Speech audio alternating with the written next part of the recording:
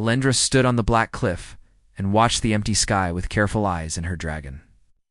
Nethys waited beside her with red scales that caught the morning light and made them look like fire, and she had lived for 300 years, but today felt different in a way she could not explain, and the wind pulled at her silver hair and her violet eyes stayed fixed on the valley below where the city burned in 12 places and smoke rose like dark fingers reaching for the clouds. The Krell had come 6 days ago, and they came in numbers that seemed endless, and they were creatures made of nightmares with 8 legs and bodies as big as horses and mandibles that could cut through metal like it was soft bread, and they had acid that melted stone and flesh with equal ease, and wherever they went, they left only death and silence, and the elven armies had tried to stop them, but the Krell just kept coming, and nothing seemed to slow them down. Ethos made a low sound in his throat, and it was almost a growl, and he said the humans are late, and his voice carried worry that he tried to hide in Alendra. Nodded but said nothing, because what could she say?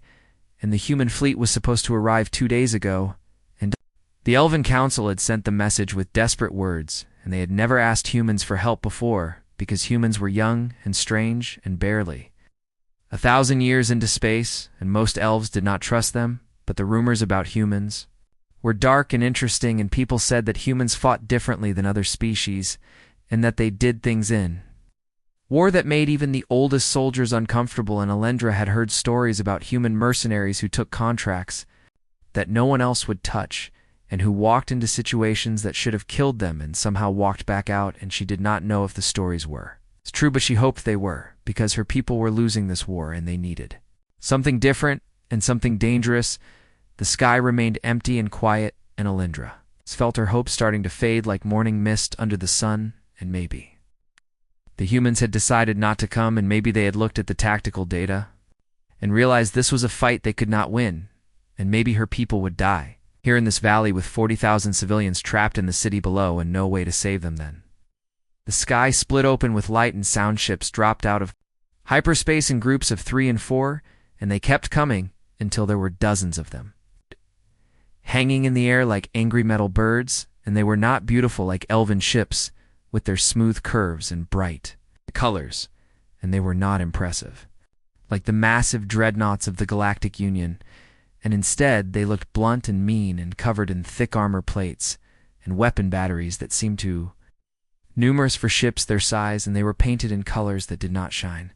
and matte gray and black that seemed to swallow light instead of reflecting it. Alendra's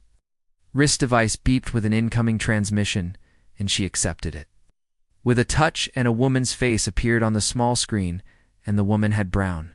eyes and dark skin and hair pulled back tight against her head, and her expression showed nothing warm or friendly, and only cold professional focus, like she was looking at a problem that needed solving. The woman said, "This is Commander Maya Brooks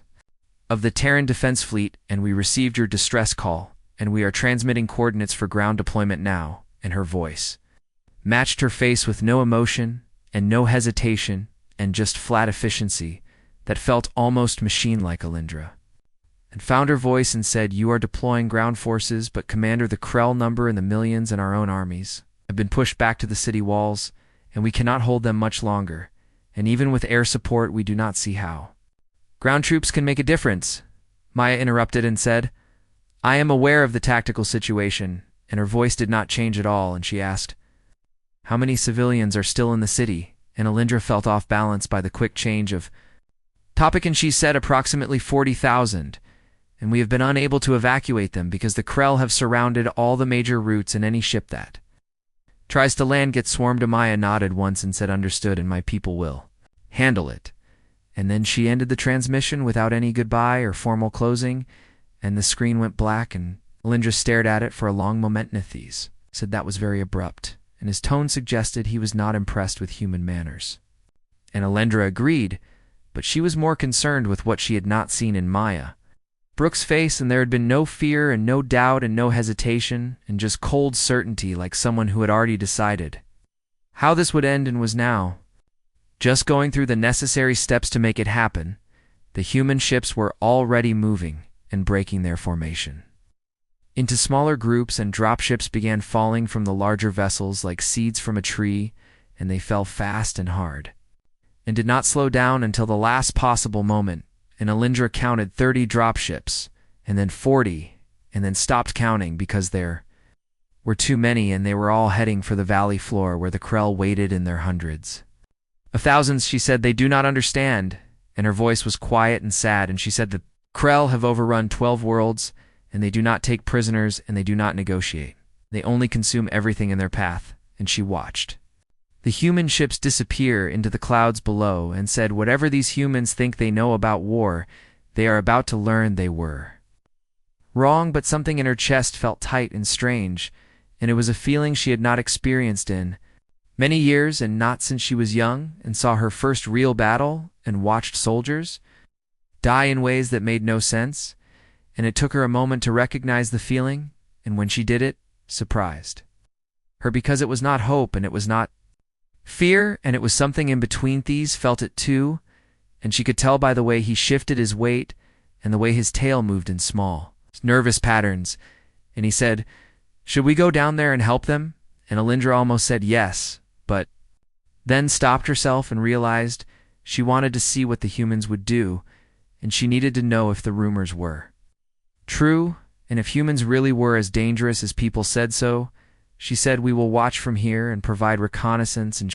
if they need air support, we will give it, but for now we watch and learn." And Nethys agreed with a small nod and spread his wings to warm them in the sun and prepare for flight. If it became necessary, the first human soldiers were already on the ground, and Alindra could see them through her distance viewers, and they moved in small teams with weapons ready, and they did not bunch together like most soldiers did, and instead they spread out in patterns that made it hard to target more than one or two at a time, and they were setting up barriers and defensive positions with speed that seemed almost frantic, but was actually just efficient and practiced. Krell were massing on the far side of the valley, and Alindra could see the black tide of bodies flowing over the hills like water, and there were so many of them that the ground itself seemed to move, and she had fought Krell before and knew what came next, and the creatures would charge in one massive wave, and they would overwhelm any defensive position through sheer numbers and acid and mandibles and rage. She said they have maybe 10 minutes before the Krell attack, and Nethys said, "Should we warn them?" And Alindra checked her communication device, but there was no open channel, and the humans had not asked for tactical updates, and she realized they probably knew exactly where the Krell were and how many and when they would attack. The human soldiers kept working, and some were digging trenches while others assembled what looked like automated gun platforms, and others were doing something with the ground itself and placing small devices in patterns that Alindra did not recognize, and no one seemed panicked, and no one seemed afraid, and they moved like people who had done this 100 times before and expected to do it 100 times more. New transmission came through, and it was from a different human and a younger woman with blonde hair and a scar across her jaw, and she said, "This is Lieutenant Kate Morgan, and we have your position marked for friendly fire avoidance, and if you see any Krell trying to flank from the north canyon, please mark them for us." And then she was gone, and the transmission, and Alindra realized that humans were not asking for help, and they were not requesting backup, and they were just informing her of what they needed and assuming she would provide it, and that level of confidence should have seemed arrogant. But instead, it felt like something else, and like certainty earned through experience. The Krell began their charge, and the sound of it was like thunder made of clicking mandibles and scraping legs, and the screams of creatures that knew only hunger, and the black waves surged forward and covered the ground between the hills and the human positions in what seemed like seconds, and Alindra had seen this before, and she knew what happened next, and the defenders would fire everything they had and kill hundreds or thousands, and then the Krell would reach the lines, and it would become chaos and screaming and "Oh, death!" But she had to watch, and she had to see what humans did when faced with impossible odds, and whether they would break like everyone else or do something different. And her hand touched Nethys' scales and felt the warmth there and the steady breathing of her oldest friend, and together they watched as the nightmare rushed toward the thin human line and waited to see what the human weapons opened fire all at once, and the sound was not like anything Alindra had heard before in 3 centuries of war, and it was not the clean pulse of energy. Weapons or the bright whoosh of plasma fire, and instead it was something older and more brutal, and the air itself seemed to tear apart with continuous thunder that shook her bones. Even from this distance, and she could see the muzzle flashes like lines of fire stretching from the human positions. The Krell wave hit that wall of fire, and things began to die in numbers that seemed impossible, and bodies exploded into pieces and limbs were torn away, and ichor sprayed in green fountains, and still the weapons kept firing without pause and without mercy. And Alendra realized the humans were not firing controlled bursts like most soldiers did, and they were just pouring metal into the charging Krell in a continuous stream that chewed through chitin and flesh like it was. Papernethes made a sound of shock and said, "They're spending ammunition like they have infinite supplies," and Alendra nodded, because he was right. And no species she knew fought like this, and everyone else tried to conserve ammunition and make every shot count, but the humans seemed to believe that more bullets was always the answer, and they were proving it with the wall of death they had created. But the Krell kept coming because they always kept coming, and that was what made them so terrifying. And they would throw bodies at a problem until the problem drowned. In their numbers, and their tactics were simple and brutal and effective, and Alendra watched thousands of Krell die in the first minute,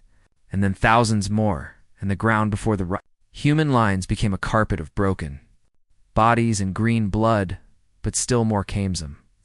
Krell were getting through the fire now, and leaping over their dead too. Closed the distance, and these were the larger warriors with thicker armor, and they moved with horrible speed and purpose, and Alendra counted 10 of them, and then 20, and then lost count as they crashed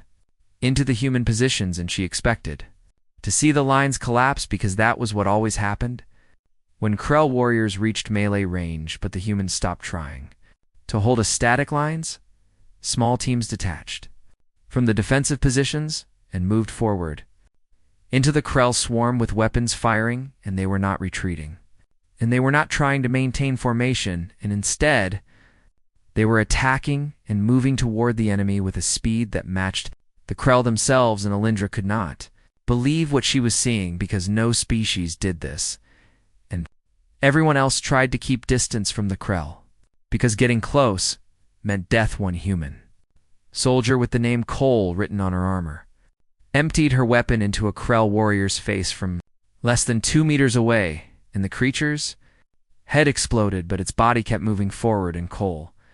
dropped her empty weapon without hesitation and drew a long blade from her belt in one smooth motion, and she slid under the dead creature's falling body and came up behind another Krell and drove the blade up through the soft joint where its head met its thorax. Krell died, and Cole was already moving to the next target, and her movements were not wild or panicked, and they were controlled and precise, like someone who had practiced these exact motions thousands of times until they became automatic and natural.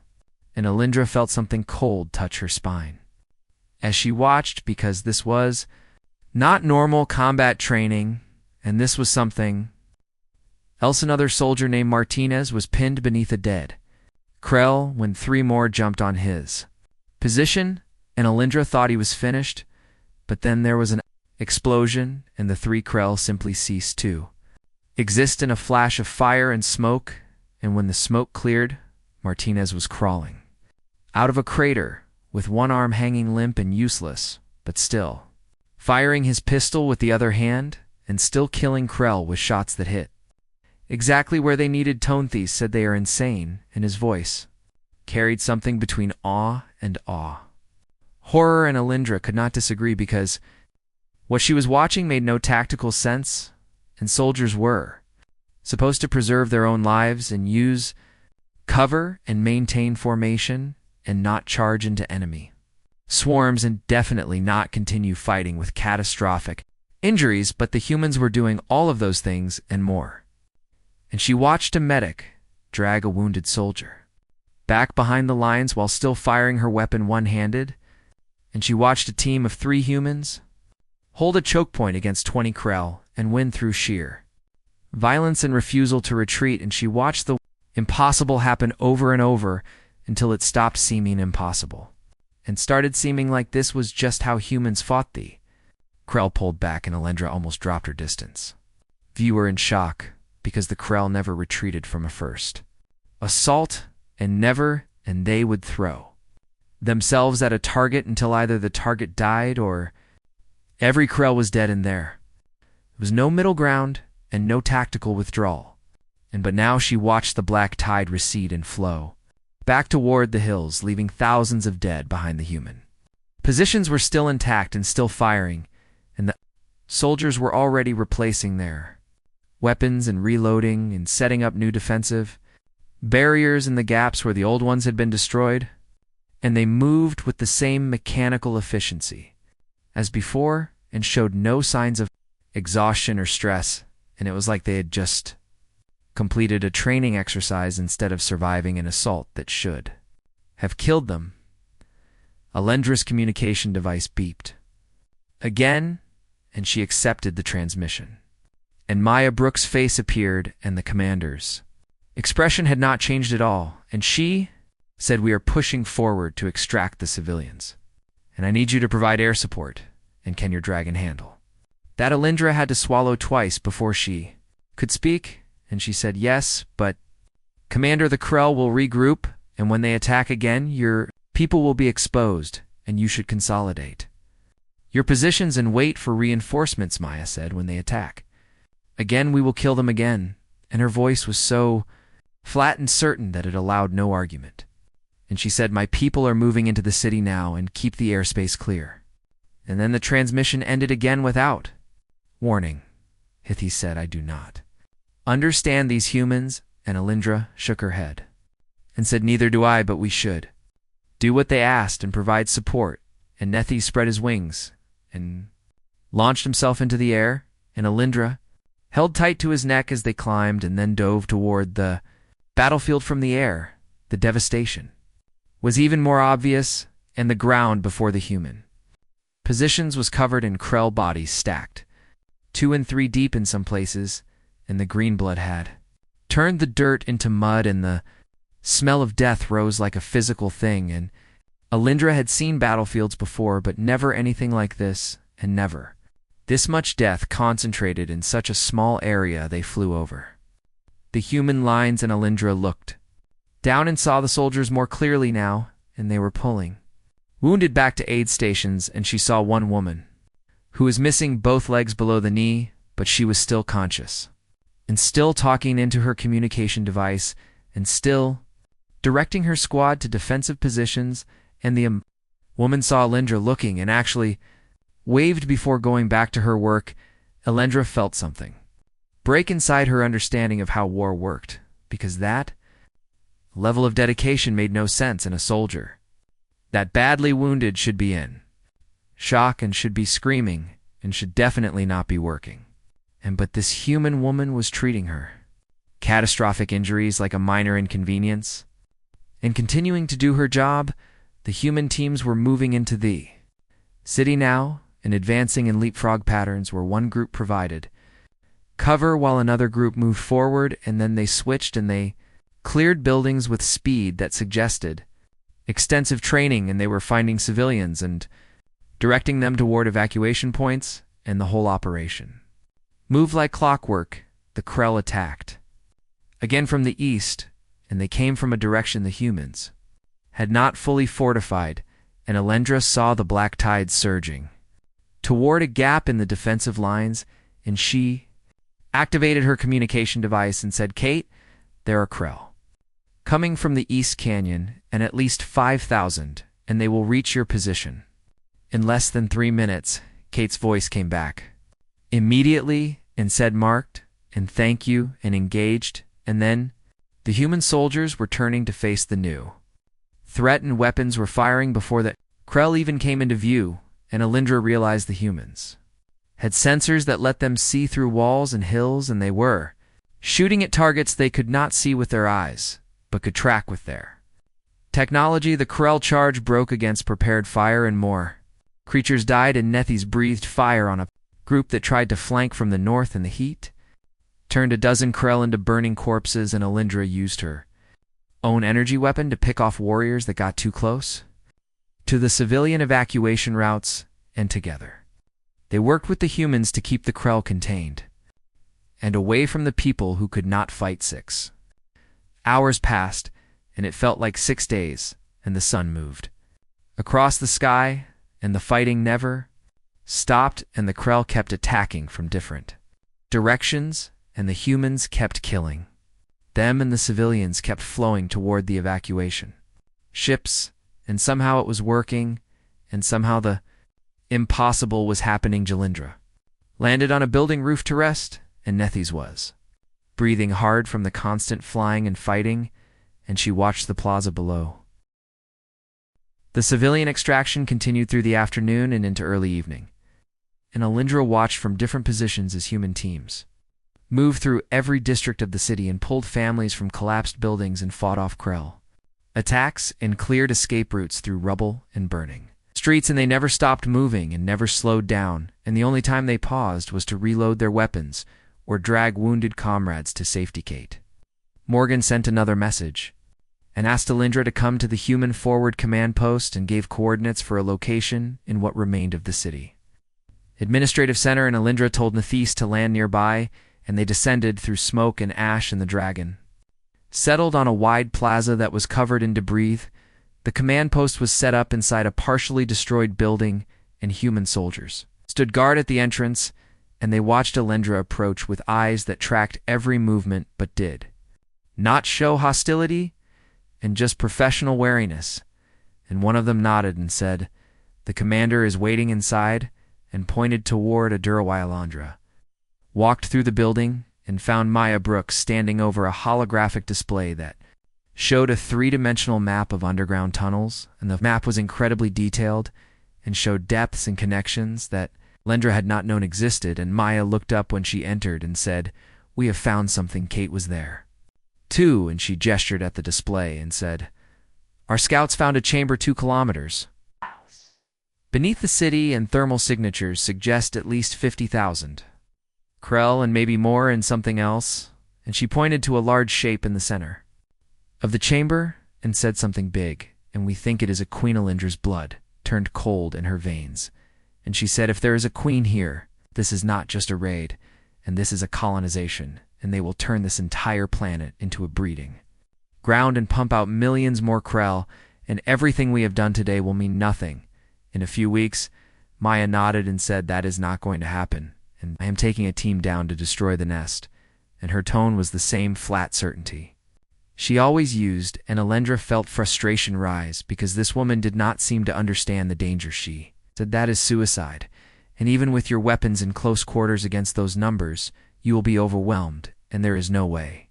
to fight 50,000 Krell tunnels, and you need to bomb the site from orbit, or collapse the tunnels, or something other than sending soldiers down there to die." Maya looked at her, and for the first time something changed in those brown eyes. And it was not fear or doubt, and it was something harder and colder, and she said, "I'm not asking for permission, and I am informing you as a courtesy. And this is what we do, and this is what we are good at." Kate stepped forward and said, "We could use someone who knows the terrain, and the dragon could provide rapid extraction if things go wrong." And she paused and then added, "Though things will not go." Alindra wanted to refuse, and every instinct told her this was madness, but she thought about the human who kept firing with one arm, and the medic who amputated a child's limb, and the line that held when it should have broken, and she realized these humans had already done impossible things today, and maybe they could do one. Morsha heard herself say, "I will come, and Nethys will wait at the surface for extraction." And Maya nodded once and said, "Gear up, and we leave in 20 minutes. Preparation was fast and efficient, and Kate gave Alindra a breathing mask and a light that attached to her armor and a human weapon that fired solid projectiles because Kate said energy weapons could cause tunnel collapses, and they needed to be careful about what they destroyed, and Alindra took the weapon and checked it the way Kate showed her and felt the weight of it and realized it was heavier than her normal weapon, but somehow felt more reliable. The human team consisted of 12 soldiers and Maya and Kate, and they carried packs full of equipment and weapons. and enough ammunition to fight a small war, and one soldier whose armor said Flynn was carrying something that looked like a large brick of explosives, and Alindra counted 6 more bricks distributed among the others. They descended into the tunnels through an access point that the humans had found, and the way down was steep and dark, and the only light came from their helmet lamps, and Alindra used her elven senses to track their position and avoid obstacles, and behind her, the humans moved in complete silence, and their armored boots somehow made no sound at all on the stone. The first Krell sentries appeared at 300 meters depth, and they were smaller warriors that were standing guard at a tunnel junction, and the humans killed them with knives and not guns, and Alindra watched Kate move like a shadow and slide her blade between the armor plates of one Krell, while another human named Hayes did the same to its companion, and both creatures died without making a sound. They moved deeper, and the air grew warmer and thicker and started to smell like the Krell smelled, in like rotting meat and chemical compounds, and something else that was distinctly alien and wrong in Alindra. Mask, and not thinking about the tons of rock above them and the army of nightmares below, Kate moved beside her and whispered,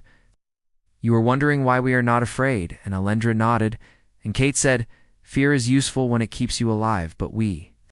learned a long time ago that sometimes you have to go places where fear will kill you. And so we just turn it off." Alindra whispered back, "How do you turn off fear?" And Kate was quiet for a moment, and then said, "The same way you turn off anything. And you just decide it is not useful right now, and you push it down deep and lock it away, and you deal with it later, and the trick is remembering how to turn it back on when you are done." They reached the Queen's chamber after an hour of careful movement, and the tunnel opened into a massive cavern that was carved from living rock and filled with Krell of every size, and workers were building structures from some kind of organic material, and warriors were patrolling in patterns, and in the center was the Queen herself. She was enormous and bigger than any living thing Alindra had ever seen, and her body was bloated and pulsing, and she was laying eggs into the organic matter beneath her, and each egg was the size of a human torso. And they came out in a steady stream, and workers immediately carried them away to incubation chambers, and the whole process was like watching a horrible, living factory. Maya held up her fist, and the squad stopped moving and became completely still. And she said quietly, "Plant the charges, and we have 4 minutes before they detect us, and maybe less." The humans spread out along the edges of the cavern and began placing their explosive devices on support pillars and in strategic locations, and they moved like ghosts, and Alindra held her breath and watched the Krell below and prayed to ancestors she did not believe in that the creatures would not look up. Flynn was placing his charge on a pillar when he stepped on something, and there was a small crack, and it was barely audible, but in the chamber it sounded like thunder. The Queen's head swiveled toward them, and her psychic scream hit Alindra like a physical blow, and it felt like knives inside her skull, and she fell to her knees and could not think and could not move, and around her the humans staggered but did not fall, and their helmets must have had some protection against the psychic attack. The entire Krell swarm erupted into motion, and thousands of creatures turned toward the humans and began climbing the walls and flowing across the ceiling, and Kate grabbed Alindra's arm and pulled her up and shouted, "Charges are set, and we need to move." Now Maya was already running, and her voice cut through the chaos and said, "Everyone out and head for extraction point Alpha," and she was firing her weapon as she ran, and Krell were dying, but more kept coming, and the tunnels became a nightmare of clicking legs and screaming mandibles and humans firing in controlled bursts while retreating at full speed. Alindra ran and used the human weapon Kate had given her, and it kicked hard against her shoulder,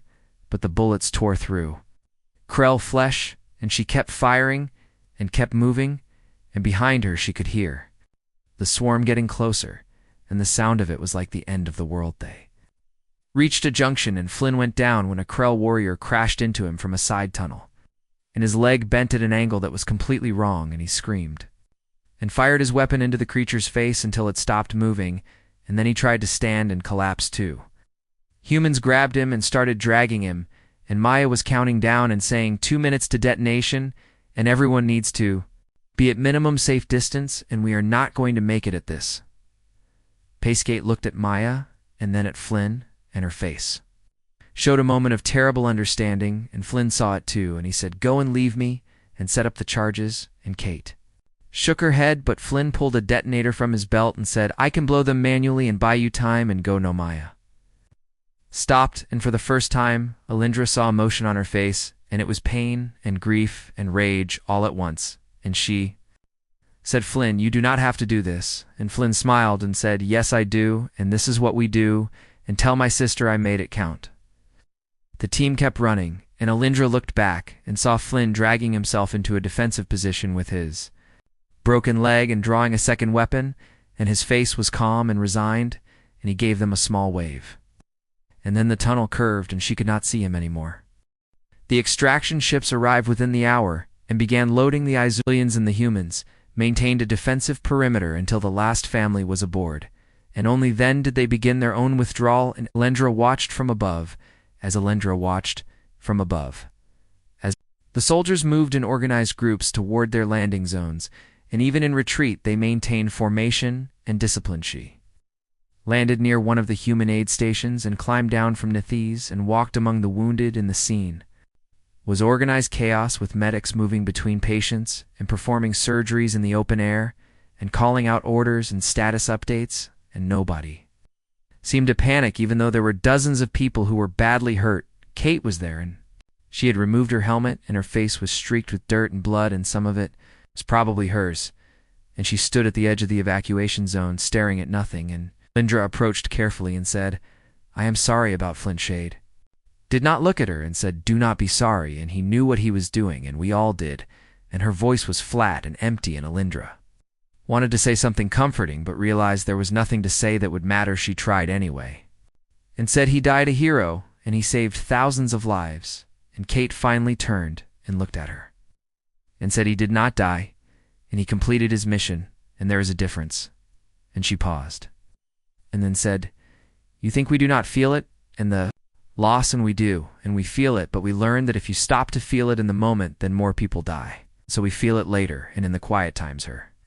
jaw tightened, and she said, "And we remember, and we always remember, and not a single one." And Elven Healer approached, and it was old Therian, who had served in a dozen campaigns and seen more war than most people could imagine. And he stopped in front of Kate and looked at her with something between awe and concern, and he said, "I have fought in wars for 2 centuries, and I have seen courage, and I have seen sacrifice, but I have never seen anything like what you humans did today." He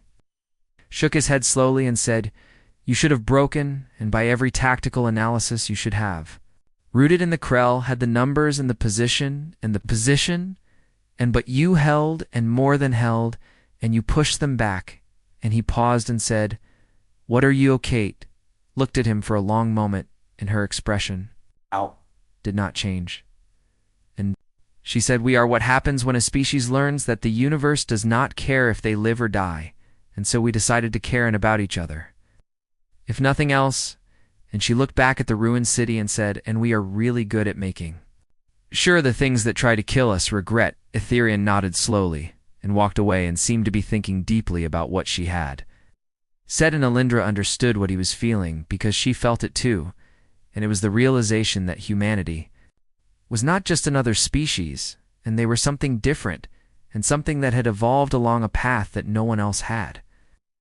Waktay soldier approached Kate and saluted and said, "Lieutenant, the commander wants to see you."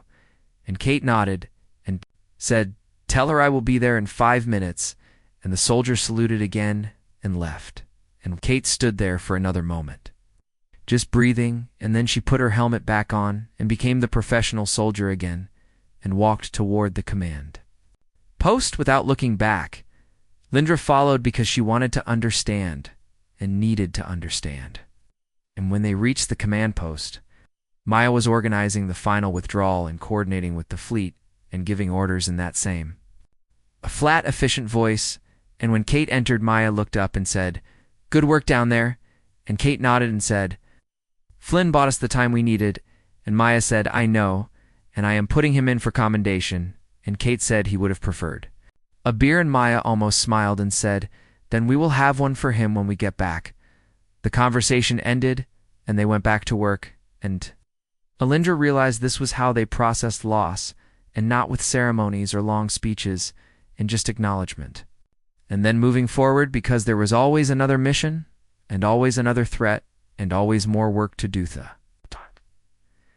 Human fleet began its departure sequence 3 days later, and the Krell had been completely driven from the planet, and their attempt at colonization had been destroyed, and the city was damaged but repairable, and the civilians were safe in the Elven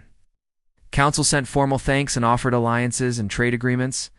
The human response was polite but brief, and they said they had done what they came to do, and they wished the elves well, and they would be available if needed again, and that was all, and no requests for payment or territory or special privileges, and just a simple acknowledgement and good Elindra stood with Nethys on the same cliff where they had watched the humans arrive.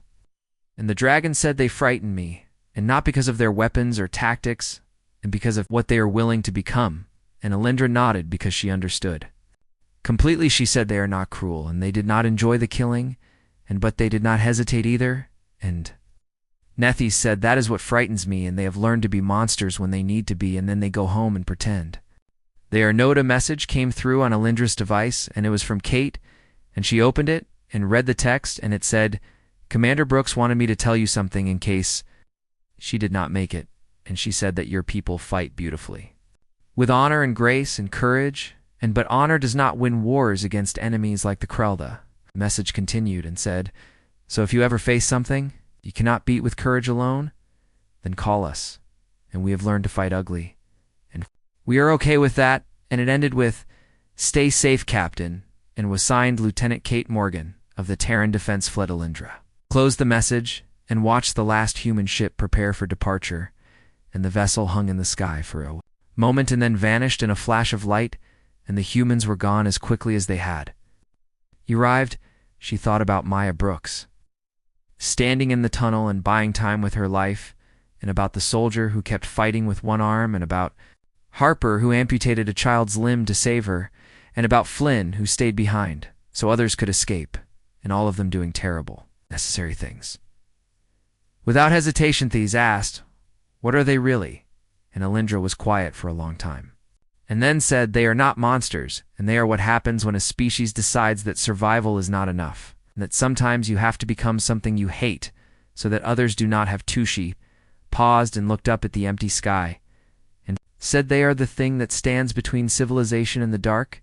and they have learned to stare into that dark without blinking. Nethys said the galaxy should fear that, and Elindra said yes, but the galaxy should also be grateful, and because when the real nightmares come, it is good to know that humanity has already learned to be the thing that nightmares fear. 6 months passed, and the seasons changed on the elven homeworld, and life slowly returned to normal, and the city was being rebuilt, and the scars of the Krell War were healing, but Elindra found she could not stop thinking about the humans, and about what she had witnessed, and about what it meant for the galaxy. The Elven Council called a gathering to honor the fallen, and representatives came from a dozen worlds and all species that had been saved when the humans broke offensive, and the chamber was filled with dignitaries and military leaders and people who wanted to discuss the future and what to do about humanity. Chancellor Morian stood at the podium, and his ancient face was serious and lined with thought. And he said, "We have long prided ourselves on our honor and our culture and our enlightened approach to warfare, but we must acknowledge a truth that many find uncomfortable. And we were losing, and the Krell were winning, and it took humanity to show us what victory actually costs." Murmurs rippled through the chamber, and some were approving and some uncomfortable, and people shifted in their seats and glanced at each other, and the tension in the room was obvious, and Elindra sat with Nethys coiled beside her and listened and waited. Morian continued and said, "The question before us is simple, and what do we do with this knowledge? And how do we coexist with a species that has weaponized their own capacity for sacrifice?" An ambassador from the Trell Dominion stood, and its crystalline body reflected light in patterns that indicated distress, and it said, "We should be afraid, and a species that can turn themselves into living weapons, and that can shut down their own empathy in service of tactical objectives, and that is not evolution, and that is self-inflicted monstrosity." Other voices joined in agreement and concern, and people began talking over each other, and Elindra felt frustration building because they were missing the point, and they were asking the wrong questions and focusing on the wrong things. She stood, and her voice cut through the noise and said, "May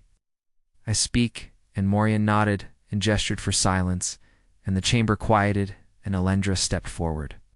To where everyone could see her, she said, "I was there and I fought beside the humans, and yes, what they did was terrifying, but I think we are asking the wrong question." And she looked around the chamber and said, "We are asking what humans are. And we should be asking what made them that way." She activated a holographic display and showed images of Earth. And the blue world appeared above the podium. It was beautiful and fragile and covered in clouds and oceans and green land and but. The images showed more than beauty, and they showed cities burning and armies clashing and weapons that could destroy continents, Elendra said. Humanity did not reach the stars through exploration, and they clawed their way up while trying to stop themselves from destroying their own world, and they built weapons that could end their entire species, and then had to learn to live with that knowledge, and they fought wars that killed millions, and then had to figure out how to stop fighting. She changed the image to show a human city at night, and lights stretched to the horizon, and it looked peaceful and bright and full of life. And she said they learned to be monsters because they had to fight their own monstrous impulses, and every human alive is descended from people who survived when they should not have, and who kept going when there was no logical reason to continue. Nethi spoke, and his deep voice filled the chamber, and he said, "And then they learned to do it for others." And Elendra nodded and said, "That is the part we keep missing, and yes, they can be cold, and yes, they can turn themselves into weapons, but they do it for others." She said Commander Brooks died to save a city that was not hers, and for a people she had just met, and every human soldier on that battlefield was willing to do the same. And she turned to face the Trell ambassador and said, "You say they are monsters, and maybe they are, but they are monsters who have learned to aim themselves at other monsters," she continued and said, "They are the nightmare that hunts the things we fear, and they volunteer for it. Nobody forces them, and nobody forces them,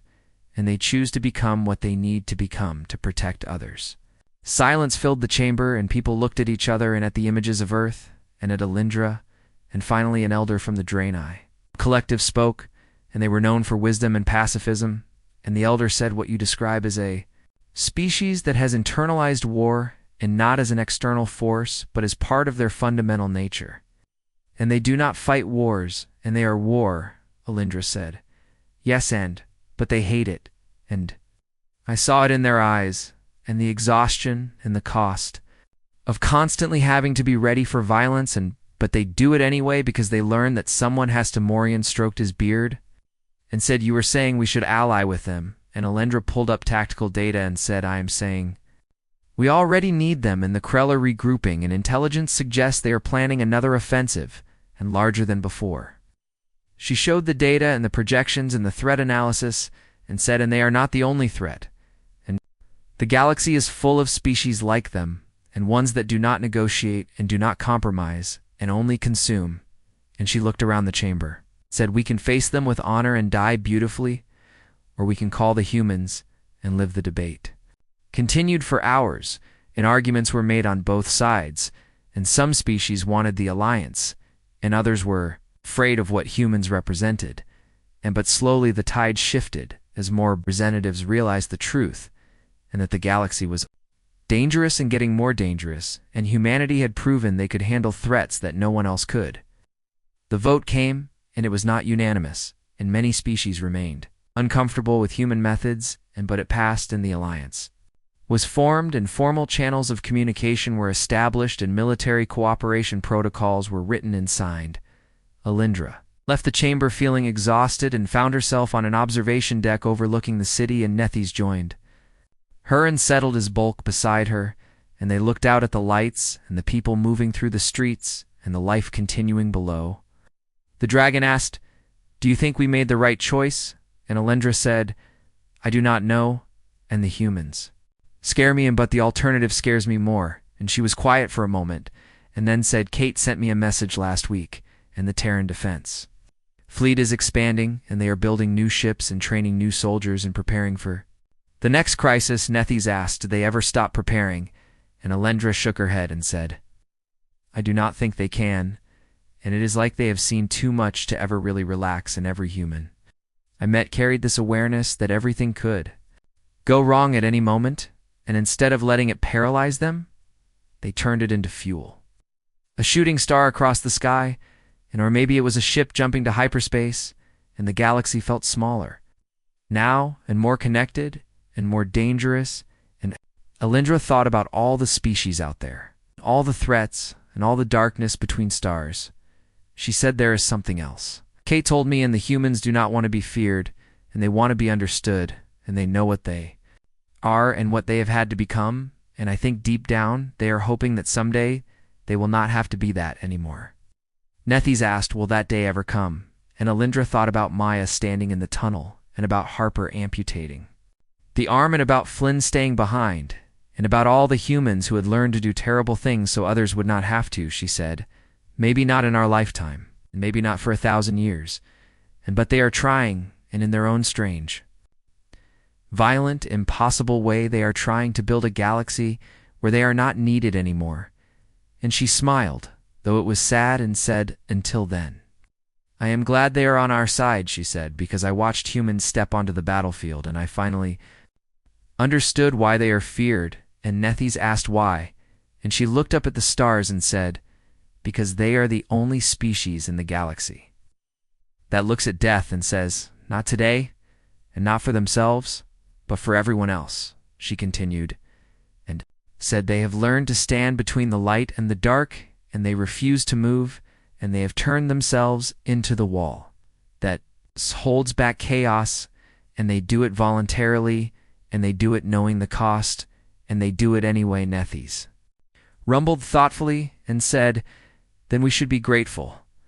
And Alindra nodded and said yes, and we should remember what it cost them, and because somewhere, right now, humans are training to die for people they have never met, and they are learning to become monsters so others do not have to face them. She touched her communication device where Kate's last message was still saved, and the words, stay safe, Captain, glowed softly, and she whispered, I hope they find peace in someday when all the wars are over and the darkness has been pushed back, and I hope they find a way to be just human without the weight. The stars offered no answer, but somewhere out there, human ships patrolled the void, and their crews were ready to stand between civilization and chaos, and they were doing what they had always done, and what they would always do until someone else could take their place. And Alindra understood now, and humanity was not feared because they were violent, and they were feared because they were willing to carry the violence so others would not have to,